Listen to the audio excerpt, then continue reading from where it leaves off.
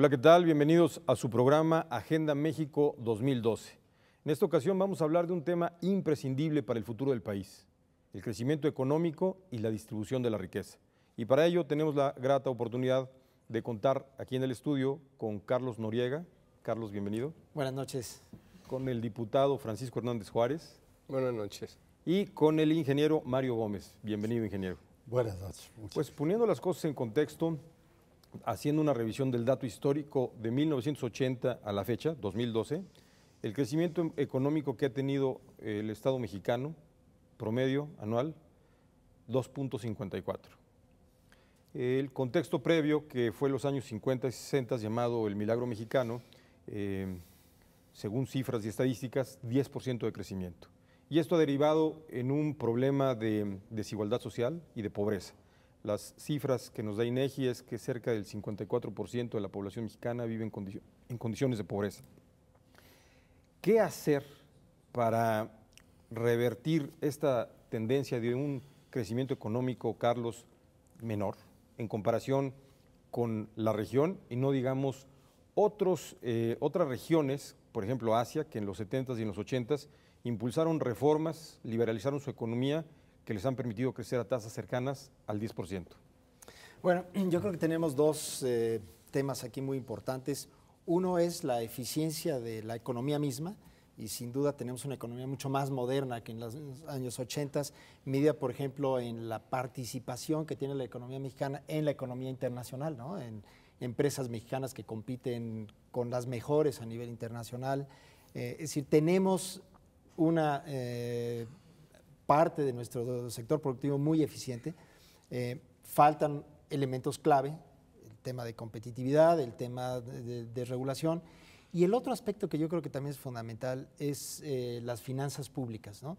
El gobierno mexicano recauda muy poco en proporción a lo que recaudan otros países, y además su transferencia de lo que recauda y lo que vuelve a meter a la economía no lo hace con un esquema redistributivo fuerte. Es decir, casi que regresa a los diferentes grupos económicos lo que aportan, cuando una de las funciones más importantes del gobierno es justamente esa redistribución a través del esquema impositivo, a través de los programas de gasto. Creo que ahí nos falta todavía mucho por hacer para hacer del Estado mexicano un agente verdaderamente redistributivo, ¿no? Redistributivo que no mate los incentivos para seguir generando riqueza. Exacto. Porque es muy fácil simplemente decir, voy a cobrar esos impuestos y se lo voy a regalar, y en ese regalar puede haber matado a la gallinita de los huevos de oro. Entonces, son estos dos elementos los que hay que combinar, ¿no? Una economía moderna, una economía competitiva realmente, los incentivos para generar esa riqueza, y creo yo que tenemos elementos, ¿no? El ejemplo son estas muy buenas empresas, nuestra participación en el mercado americano de nuestras manufacturas, nuestros servicios, el turismo que recibimos. Es decir, tenemos los elementos. Faltan algunos aspectos clave y luego un gobierno realmente orientado a la redistribución, ¿no? Diputado Hernández Juárez, ¿qué le falta al Estado mexicano y a la economía para volver a detonar el crecimiento económico? Pues a mí me parece que definitivamente hay una manera distinta de hacer las cosas. Precisamente ese modelo económico que nos fue impuesto porque entramos en una crisis de deuda, porque no tuvimos para pagar los intereses, porque nos tuvieron que venir a rescatar. En ese proyecto diseñado por el Fondo Monetario Internacional nos hicieron cambiar de modelo, ese modelo de crecimiento que habíamos tenido por un modelo distinto en el que lo más importante era asegurar que el país no volviera a entrar en una crisis de deuda, y nuestra responsabilidad era mantener las variables macroeconómicas sanas. Pero desafortunadamente en ese proyecto no parecía estar contemplado el crecimiento, y además tenía un ingrediente gravísimo, que era lograr que ese modelo económico funcionara con mano de obra barata. Ahí están las consecuencias: no crecemos, no se generan empleos, la distribución del ingreso es cada vez más inequitativa, y si eso no fuera suficiente, se insiste en que lo que se necesita es agregarle algunos ingredientes a ese modelo. Por ejemplo, con la famosa reforma laboral, no sé, se le da hasta propiedades mágicas, ¿no? Como si por la vía de abaratar todavía más la mano de obra, quitándole derechos a los trabajadores, flexibilizando aún más su situación, de pronto la economía va a lograr resolver los problemas que no ha resuelto durante los últimos 30 años. Yo estoy seguro que si se le hacen ajustes al modelo económico, en lo fiscal, en lo laboral, también estoy de acuerdo en lo laboral, pero para modernizar y democratizar el mundo del trabajo, no para seguir abaratando más la mano de obra. En la perspectiva de los empresarios, ingeniero Gómez, ¿qué le hace falta a la economía para volver a detonar el crecimiento económico tan urgente para México? Bueno, yo creo que la época del famoso milagro mexicano era en un momento en que duplicar 100 pesos es fácil. Era sencillo. Pero cuando ya hablamos de duplicar miles de millones de pesos, ya se complica más. Se requieren ajustes más finos, que requieren mejor formación, educación y profesionalización para el trabajo productivo de los mexicanos.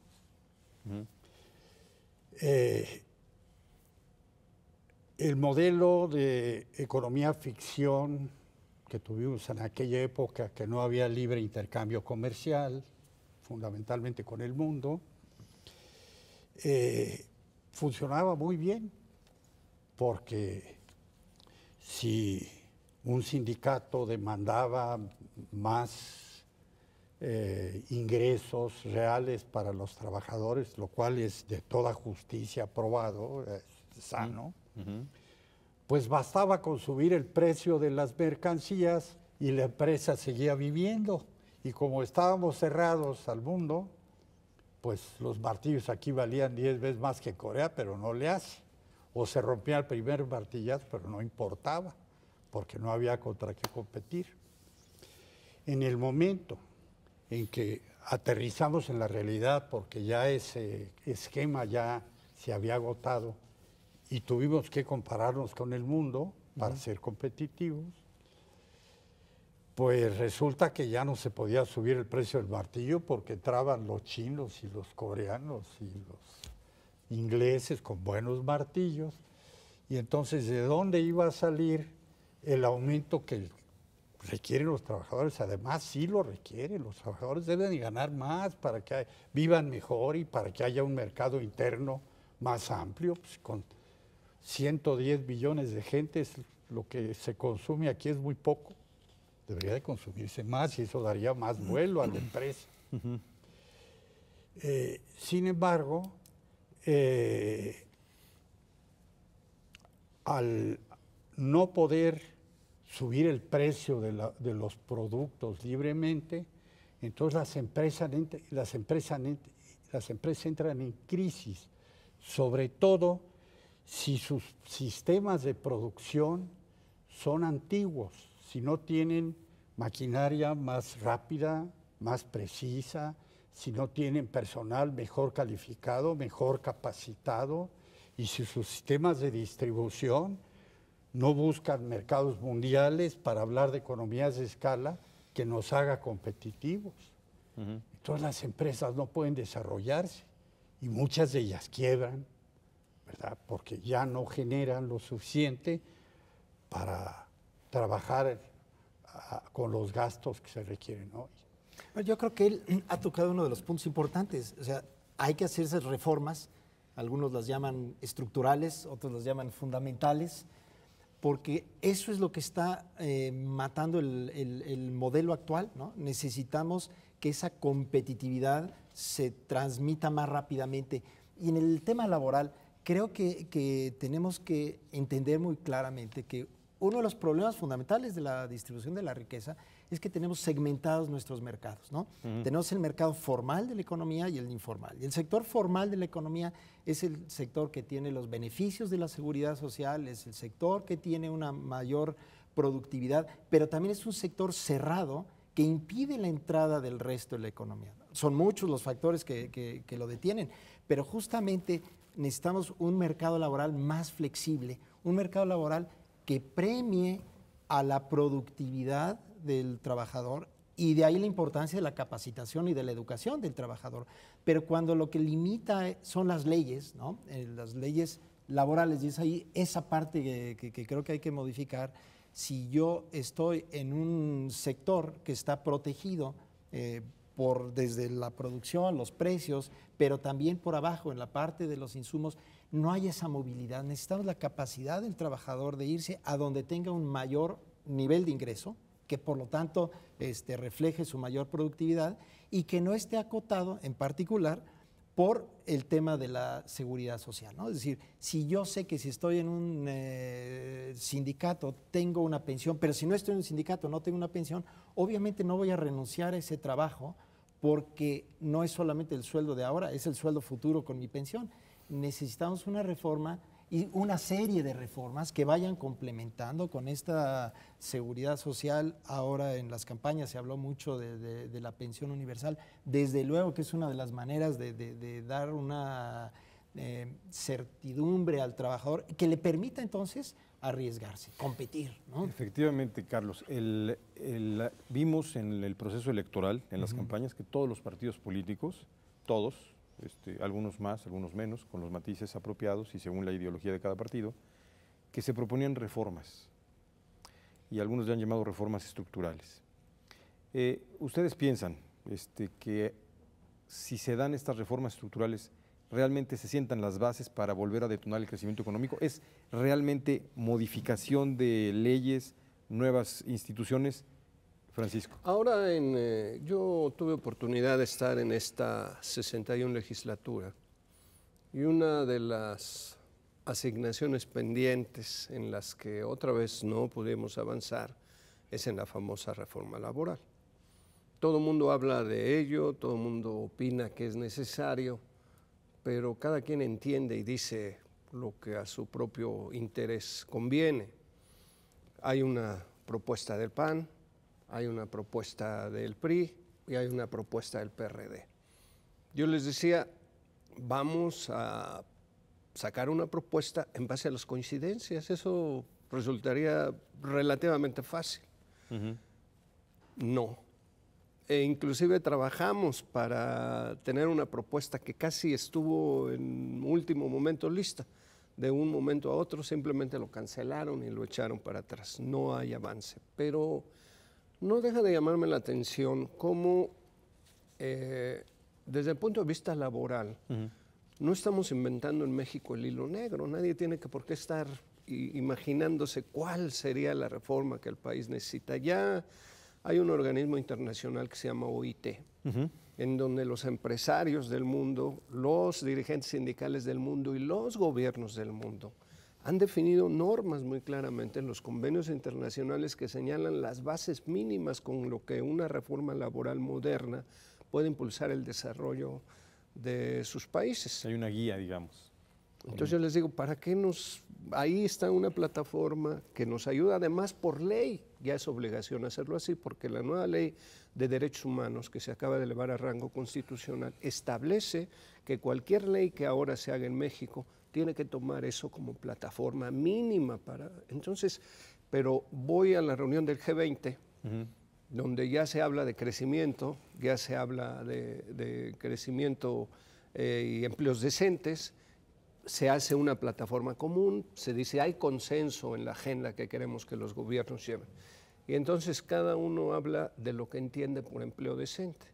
Y entonces los sindicatos dicen que el empleo decente es que ganen más, que tengan más derechos sociales, que tengan más protección. Y los empresarios hablan de que el empleo decente es que haya más flexibilidad, que puedan pagar por hora. Si no se establece cuál es el propósito central para el país, el fortalecimiento del mercado interno. ¿Cómo vas a fortalecer el mercado interno si la gente no gana lo suficiente para consumir los productos que el país produce? Sí. Y está bien la flexibilidad, yo no tengo ningún inconveniente con la flexibilidad, pero pactada a través de contratos colectivos. Okay. ¿Ingeniero? A ver, Yo considero que uno de los grandes frenos de la economía en el país Sí. es la falta de nuevas fuentes de trabajo. Y eso es lo que ocasiona que muchos de nuestros jóvenes tengan que dedicarse a actividades no muy lícitas, ¿verdad? Y que le da vuelo a todo el problema de la delincuencia organizada o no, pero delincuencia, porque no hay suficientes fuentes de trabajo bien pagadas. Entonces, esto es, pues, el problema del huevo y la gallina. ¿Qué va a ser primero, verdad? Si no somos capaces de crear más fuentes de trabajo mejor pagadas, estos problemas, pues, muy difícilmente se van a atenuar. Resolver totalmente jamás, eso en ningún país lo han logrado, ¿verdad? Pero, a ver, si queremos más fuentes de trabajo, necesitamos despertar el espíritu empresarial en todos los mexicanos que tengan el valor y el empuje para lanzarse a hacer empresas. Y no tienen que ser empresas tan grandes. El 80% de los empleos del país los generan las pymes y el 70 y tantos las que tienen de 10 empleados para abajo. Lo que necesitamos es que más mexicanos se armen de valor y se lancen a poner empleos. Pero si desde que se lanzan les queremos poner contratos, ley y demás, pues les da miedo la aventura. Les da miedo la aventura porque ¿en qué me voy a meter? Me van a quitar hasta los zapatos. Pero los contratos a mí me parece que es un problema, pero ¿Sí? el impuesto, la luz, o sea, es una serie de cuestiones que tienen que ser vistas en su conjunto, Bueno, porque estoy de acuerdo bueno, que sí, tienes sí es 10 cierto. trabajadores y te llega un dirigente sindical o un abogado laboral y tienes ahí 10 trabajadores, te dice, si no me paga la cuota sindical, entonces, pero si ni están sindicalizados, pues no me importa. Y tan es complicidad que él llega y te declara la huelga y la autoridad se la bala. Se la bala que te cierren y el- además te cierran el negocio y finalmente, es. como no hay de dónde pagar, los trabajadores quedan con Pero todo. si no es ese, te llega el de Pero- la luz, ¿cuánto te cobra ahorita Por la eso, Comisión pero Federal? Si me permites terminar esto, esa empresa que le embargan para pagar los salarios caídos de los trabajadores, Sí. la desbaratan, agarran los motores y los van y los venden a los fierros viejos y esa fuente de trabajo se cerró para siempre. Se cerró. Yo creo que lo que no podemos es Eso es lo más pensarlo unilinealmente, ¿no? Es decir, es una serie de reformas, porque Así en es. efecto, uno de los temas que ha emergido en los últimos años en el análisis de la pobreza Sí. es que la gente pobre no se puede arriesgar. ¿Y por qué no se puede arriesgar? Porque si falla, las pérdidas son mucho mayores, son catastróficas. Claro. De ahí la importancia de tener un colchón, una seguridad social, que el trabajador sepa que por lo menos su vivienda, su ingreso mínimo Y y salud. su alimentación y salud están cubiertos Claro. por el Estado. La educación, sí. Es Como- parte de. como sucede Teniendo en los eso, países ahora sí me occidentales. puedo yo lanzar claro. a arriesgarme. Y de ahí un poco la preocupación muy legítima de decir, yo quiero mantener ese esquema laboral mínimo porque actualmente es esa legislación laboral, no tanto por el tema de trabajo, es por el tema de bienestar, que le da ese colchón al trabajador, esa certidumbre de que si se enferma va a tener un médico, que va a tener una vivienda. Si modificamos la seguridad social adecuadamente, entonces ya esa parte que está ahorita ligada a la legislación laboral va a perder importancia y se va a centrar en lo que es relevante. ¿Cómo Exacto. conseguir que la productividad del trabajador se refleje en un mayor sueldo para el propio trabajador? Este tema lo vamos a hablar en el próximo segmento. Tengo que ir a un corte. Quédese con nosotros. Estamos en su programa Agenda México 2012. Regresamos.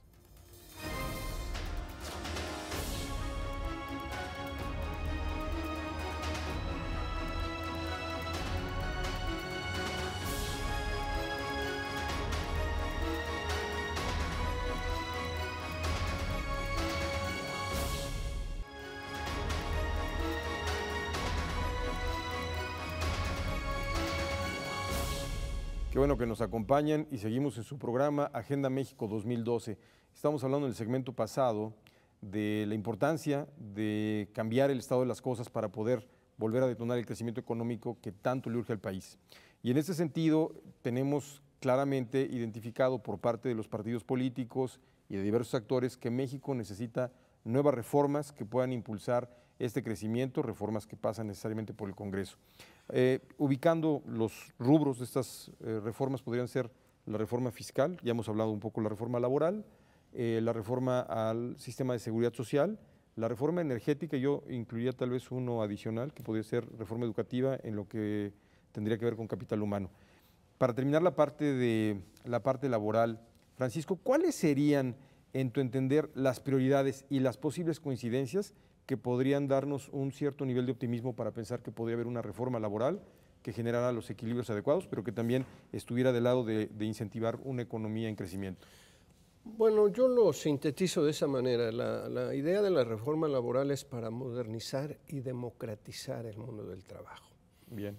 Tú no puedes tener un esquema laboral en donde la autoridad que define los conflictos entre los factores de la producción al juez que decide sobre los posibles conflictos dependiendo de la autoridad laboral pues que actúa sobre esos conflictos, o sea, porque entonces pierde toda probabilidad de ser imparcial el Eso juez. es parte, digamos. Entonces, se necesitan reformas constitucionales como para pasar, por ejemplo, la Junta de Conciliación al ámbito de lo judicial y tener jueces en lo laboral que tengan capacidad para resolver los conflictos. Necesitamos convertir a la Secretaría de Trabajo realmente en un instrumento que contribuya a regular la relación entre los factores de la producción.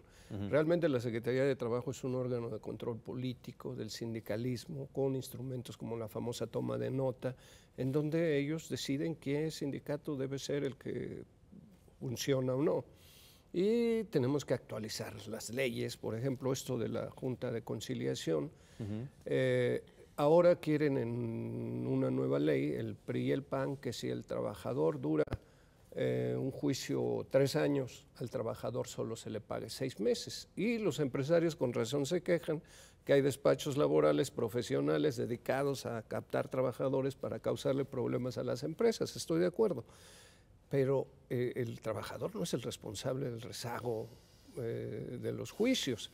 Y si además consideras que el 85% de los juicios son del Seguro Social, bastaría poner un espacio especial para desahogar los asuntos del seguro y dedicar a los asuntos laborales en el ámbito de lo judicial, darías un paso gigantesco. Entonces sí se necesita una reforma, pero insisto, modernizar y democratizar, es decir, permitir que en el ámbito sindical solo sea la democracia la que prevalezca en la decisión de los trabajadores, y no otras instancias que me parece hacen que México primero sea uno de los países más abiertos al mundo. Creo que tenemos más de 60 acuerdos comerciales con el mundo, de manera que no se puede decir que nuestra economía no esté ya en estos momentos, pues literalmente operando en la nueva era.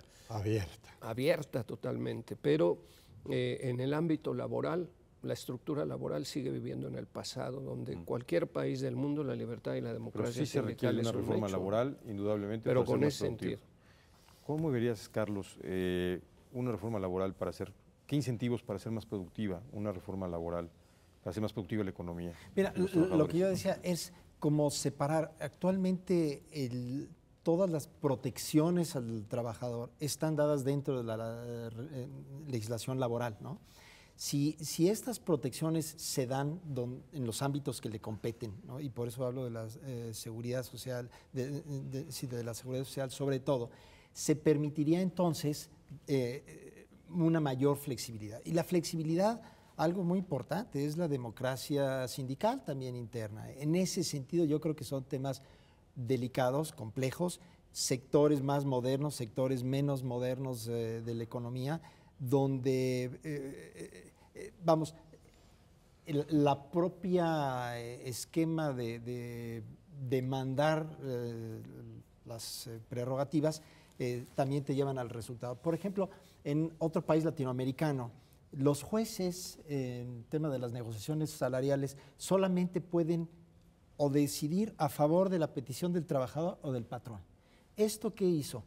Que ni los patrones ni los trabajadores pidieran cosas absurdas, porque corrían el riesgo de que si el patrón, por ejemplo, ofrecía un aumento salarial muy pequeño, se fuese con la posición del trabajador. Pero si el trabajador solicitaba algo demasiado alto, corría el riesgo de que entonces le dieran la del patrón.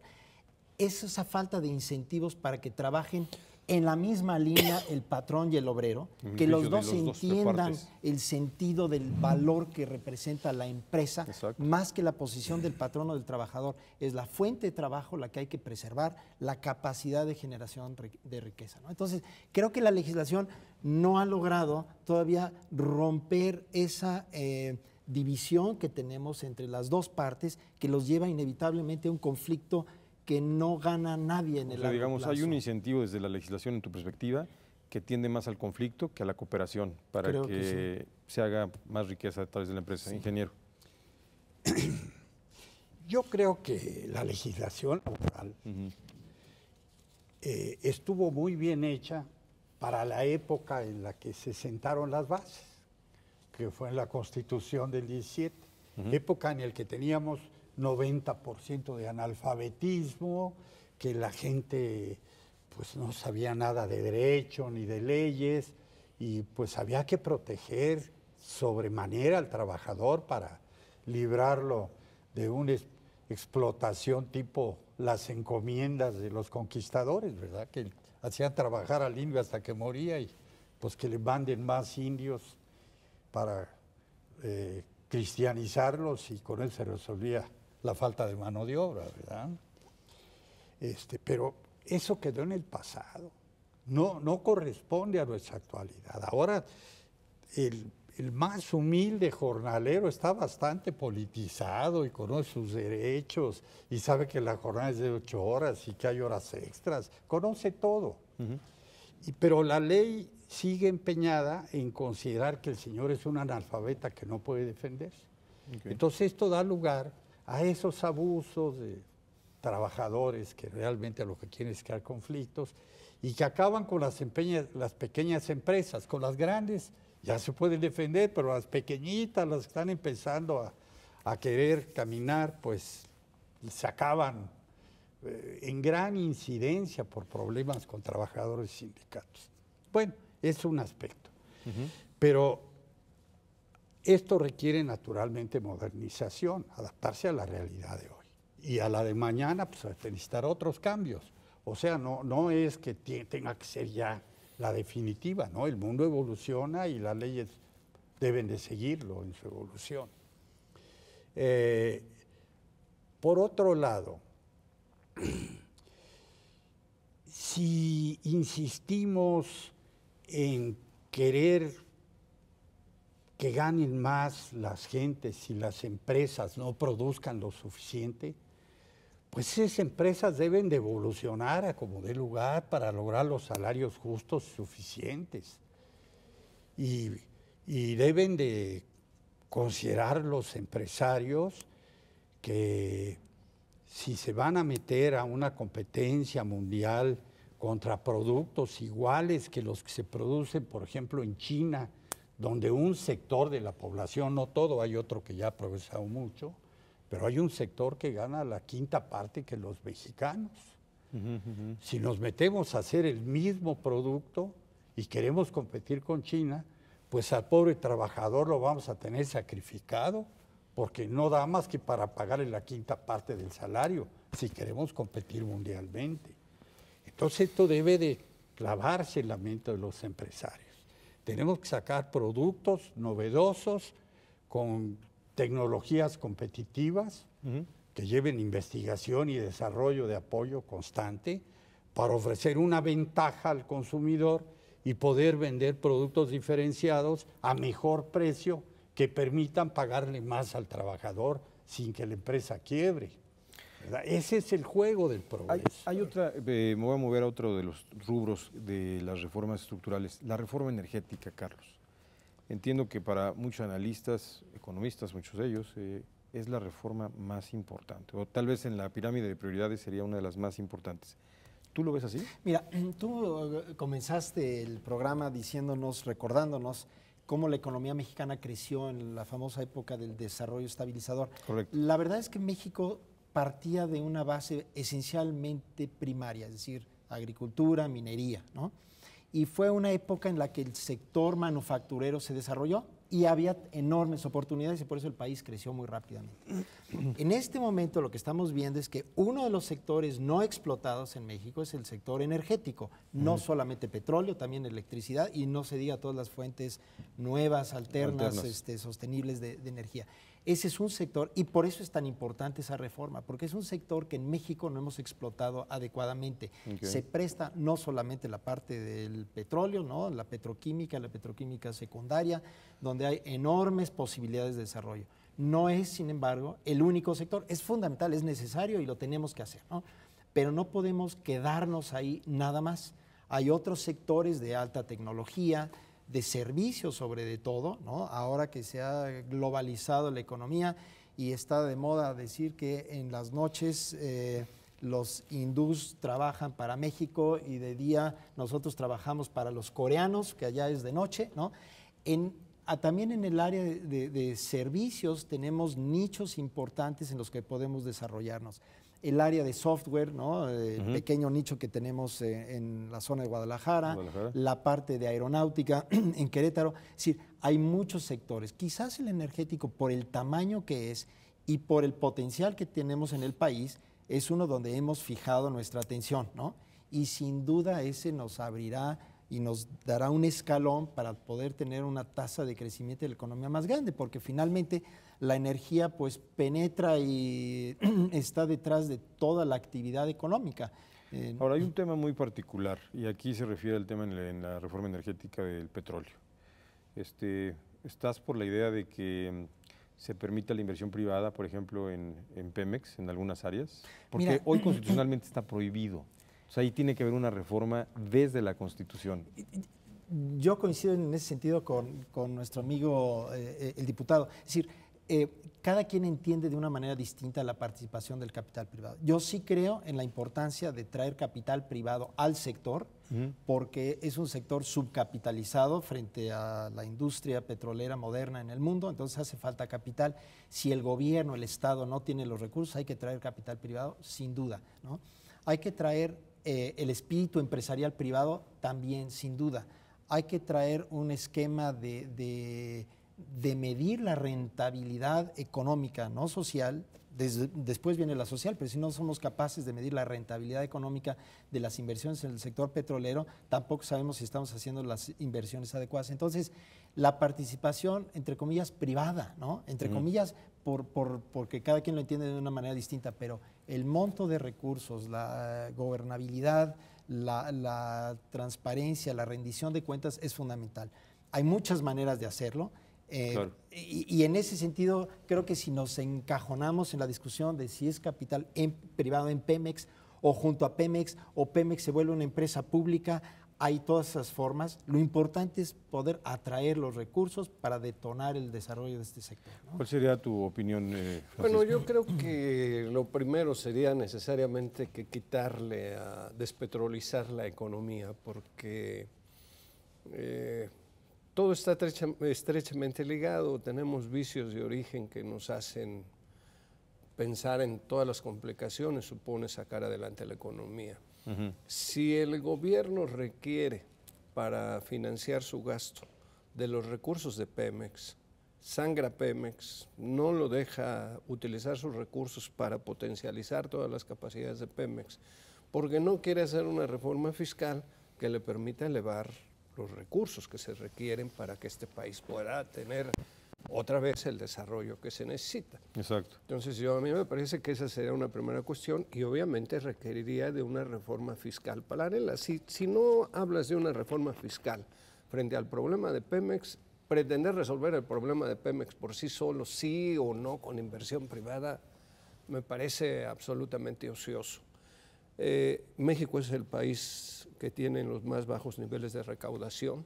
Aún así, los trabajadores pagan el 55% del impuesto sobre la renta, la pequeña y mediana industria paga alrededor del 43%, las 500 empresas más grandes de este país pagan 2% de impuesto. Si esas empresas pagaran sus impuestos, el país tendría 500,000 millones de pesos más cada año que le harían a este país tener una oportunidad distinta. Entonces, yo creo que no puedes hablar de resolver el problema energético, sobre todo lo que tiene que ver con Pemex, si no piensas en una reforma fiscal. Dos reformas que van junto con pegado. Bueno, yo considero que efectivamente debe haber una reforma fiscal y que los empresarios que más ganan paguen más. Las empresas ricas deben de aportar más al país, porque aquí es donde están creando su riqueza, ¿verdad? En una forma tal que no matemos a la gallina de los huevos de oro, como tú mencionabas, ¿verdad? Pero independientemente de eso, yo considero que una rama industrial tan importante, tan impactante, que puede generar tantísimos beneficios para el país, que puede generar el crecimiento que requerimos, que en su época el petróleo nos dio un empuje bárbaro, ¿verdad? Y nos lo sigue dando. El gobierno debe seguir siendo el rector de la industria petrolera, digamos. De la economía. Pero hay un asunto por ahí que quizá es el más relevante de todo. Y es que la tecnología, los avances de investigación, de desarrollo, de formas de explotación más económicas que nos bajan los costos y nos generan más riqueza, no son propiedad de una sola empresa ni de un solo consorcio. Está distribuido en todo el mundo. Okay. Entonces, por ejemplo, pensando en un Pemex, no ha sido posible desarrollar una cantidad de petroquímicos que ya mencionaste, que tienen un valor agregado como del 1000%, en lugar de vender petróleo, exportar petróleo. Si lo transformamos y exportamos el petroquímico, pues ya preciso, exacto, como lo requiere la industria, pues esto genera una utilidad tremenda que se quede en México. Pero permíteme acabar esta idea. Tengo que ir a un corte, pero si... Sí, esto de abrir Pemex a inversionistas adicionales sin que el gobierno pierda la rectoría de la industria, ¿sí?, es indispensable. Jamás le vamos a sacar el provecho completo a los derivados del petróleo si se mete a Pemex el proyecto y naufraga. La industria petroquímica era más importante para México hace 30, 40 años que hoy. Hoy importamos todos los petroquímicos. El día que Estados Unidos decide que no nos vende monómeros en mi industria para básicos, metacrilato o butilacrilato, que son básicos para las pinturas, escasean las pinturas, sube el precio y no tenemos de dónde traer, y tenemos las facilidades tecnológicas, de materia prima, de técnicos capacitados, ingenieros químicos, electrónicos, hay por sobran, anda buscando chamba. Y como Pemex lo tiene que hacer todo, pues entramos en un problema burocrático que impide que esto se lleve adelante. Pudiendo ser más independientes y más prohibidos tecnológicamente, no lo podemos hacer por ese tipo de estructura. Eso daña muchísimo. Tengo que ir a un corte. Cuando regresemos vamos a concluir este tema y seguramente podremos abordar el tema también de reforma fiscal. Quédese con nosotros, estamos aquí en su programa Agenda México 2012. Regresamos.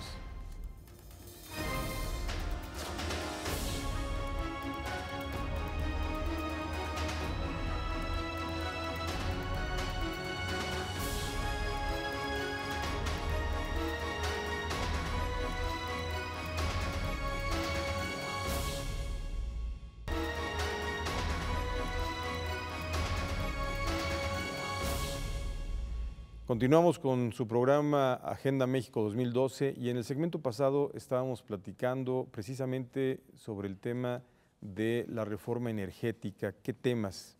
Y hay un tema que me gusta mucho que destaca el ingeniero Gómez, que es un tema que tiene que vincularse eventualmente con la reforma fiscal. Y entrando al tema de la reforma fiscal, yo les quería preguntar,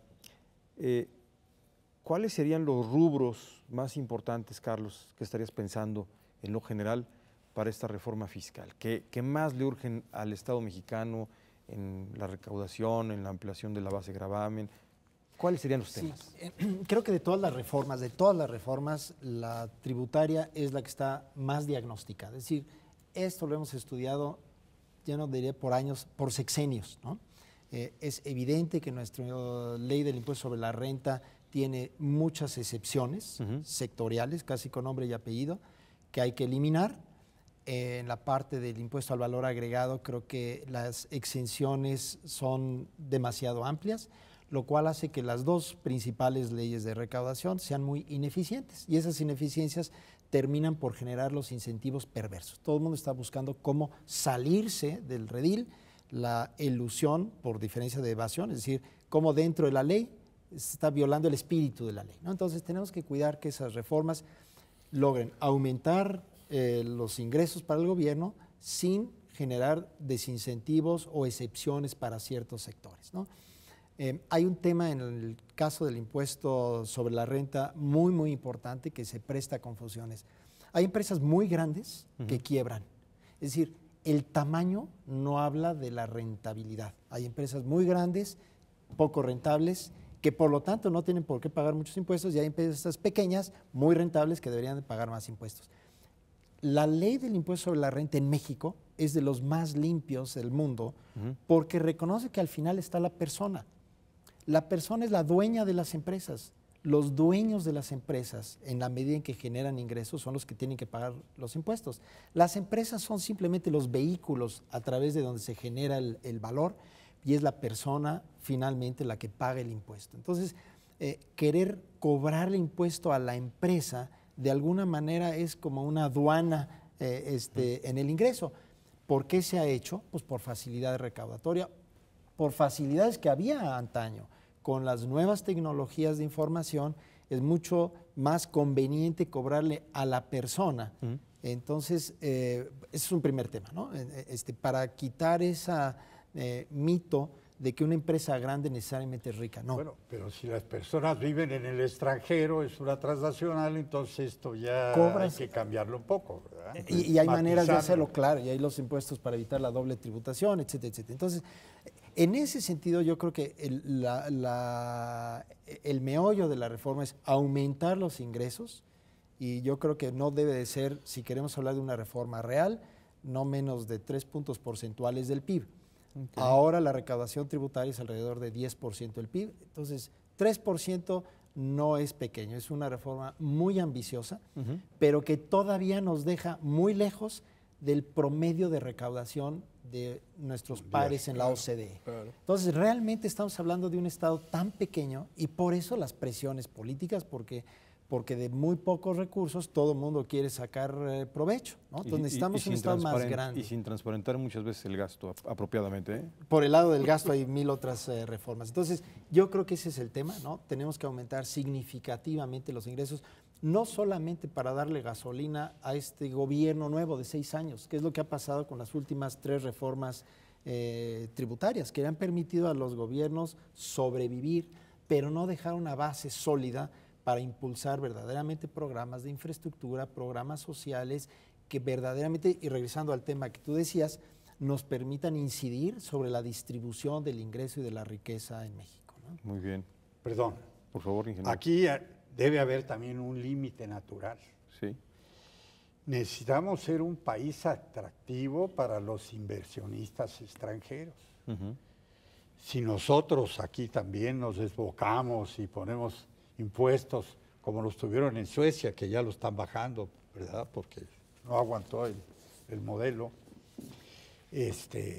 muy altos, pues no vendría inversión extranjera, que no solamente nos da puestos de trabajo bien pagados, con toda la seguridad social, etcétera, sino que además nos trae avance tecnológico, porque esa tecnología se esparce en todo el país. Es así como nos hemos transformado en grandes fabricantes de partes automotrices, ya de empresas nacionales, ¿verdad? Porque se va derramando, digamos, de las inversiones nuevas de las empresas fabricantes de automóviles mundiales, ¿verdad? Eso genera muchos Si lo ideal trabajos. sería que las empresas no pagaran impuestos, solo las personas, los dueños de las empresas, los dueños del capital que terminan siendo... Está bien, hay que moderar, como ya platicamos esto, para que no paguen cero, como tú también comentaste, con justicia, ¿verdad? Pero sí, necesitamos que se pague más, que las empresas sobrevivan, que tengan capital para reinvertir y crecer y fundamentalmente para investigar, para tener cada empresa su departamento de investigación y desarrollo, que muy pocas empresas lo tienen. Eso claro. hay que fomentarlo y eso da crecimiento, sin eso no hay. Innovación. Y da mejores salarios porque son productos competitivos, si no, no hay tela de dónde cortar. Claro. Pero además, el asunto de que se cubran los ingresos fiscales que requiere el aparato burocrático para sobrevivir, que actualmente creo que el 40% proviene del petróleo, ¿no? Exacto. Para dejar al petróleo que pueda seguir su desarrollo y seguir compitiendo y que pague pues lo que pague una empresa, aunque sea parte del gobierno, como una empresa normal que pague sus impuestos al gobierno, pero que tenga capital para defenderse y extenderse, ¿verdad? Desde la perspectiva del sindicalismo, ¿cómo sería una buena, aceptable reforma fiscal? Me parece primordial que aumenten los ingresos. La recaudación fiscal, es cierto, es muy baja, yo diría que es de las más bajas del mundo, pero como decía el ingeniero, para que el péndulo no se vaya, cuando menos debiéramos estar en el promedio. Los países de América Latina andan en alrededor de 20%, nosotros en 10%. 20%. Los europeos andan alrededor del 30%. Hay países ciertos como Suecia que llega a 50, 60%. Los escandinavos estarán en el 40-50, ¿no, Carlos? Sí. Más o menos, ¿no? Sí, entonces... No solo los escandinavos, Francia, por Sí, ejemplo, Alemania. nosotros tenemos que aumentar la recaudación, primerísimo lugar. Tenemos que simplificar la manera de hacer la recaudación. Como las empresas encontraban que a la hora de pagar el impuesto sobre la renta no declaraban utilidades, entonces el gobierno creó este famoso nuevo impuesto, el IETU, en donde si no tienes utilidades, el IETU te obliga a fuerza a pagar un mínimo ingreso. Entonces los ciudadanos buscan la manera de eludir la manera de pagar impuestos y el gobierno trata de cerrar las salidas con parchecitos por todos lados y termina por hacer muy complicado pagar impuestos. Entonces, que crezca la recaudación, que se simplifique el procedimiento y que se distribuyan equitativamente las cargas. Ahora ese es el punto. Cada quien cree de esos puntos lo que quieren. Tenemos muy poca cultura para ponernos de acuerdo y ese es un problema. Yo creo que el consenso, perdón, ingeniero, nos falta cultura, que para generar el consenso o para generar consensos en la cuestión fiscal. Okay. El gobierno en el 2010 nos manda la iniciativa que necesita en el 2011, que requiere más recursos para poder ejercer su gasto. Y entonces nos dice que para resolverlo tiene que aumentar el IVA, aumentar el IVA y generalizarlo para incluir medicinas y alimentos. Y además aumentar el impuesto sobre la renta. Entonces nosotros le decimos, bueno, está bien, cóbrale, quita las excepciones, de ahí tienes los recursos. No, los trabajadores y los ciudadanos son los que tienen que pagar más impuestos. Entonces, si se va a aumentar la recaudación y le vas a cargar más la mano a los que menos tienen, a los que no tienen trabajo, pues entonces no estamos transitando por la vía que me parece mejor. Ese IETU, pues sí le resolvió un año, tú tienes razón, un sexenio, el completar los ingresos requeridos. Sin embargo, ese IETU es veneno para cierto tipo de empresas. Por ejemplo, las empresas constructoras están destinadas a quebrar todas con el IETU, porque los señores ejecutan una obra y les pagan las estimaciones grandes cada 3 meses y como en ese mes no hay egresos suficientes, pácatela, se le lleva un corte tremendo de parte del gobierno que es muy superior al ISR que se debería de pagar, entonces todo el dinero se les va a un año de distancia y en el mes siguiente que ya tienen que pagar facturas y demás, ya no tienen ingresos y entonces ya no tienen de dónde pagar, pero ya no pagarán YETU, pero ya les cobraron por adelantado. Entonces ese régimen no puede ser. Aquí lo que tiene que haber es un impuesto sobre la renta mayor, que paguen los que lo ganen, que ahora ya con la posibilidad de intervenir cuentas bancarias que ya tiene Hacienda, pues esto ya lo puede manejar con muchísimo más firmeza y seguridad que antes, ¿verdad? Yo creo que a nivel macroeconómico hay 3 puntos importantes más que añadir en esta reforma, ¿no? Una es la relación entre el impuesto al ingreso y el impuesto al consumo.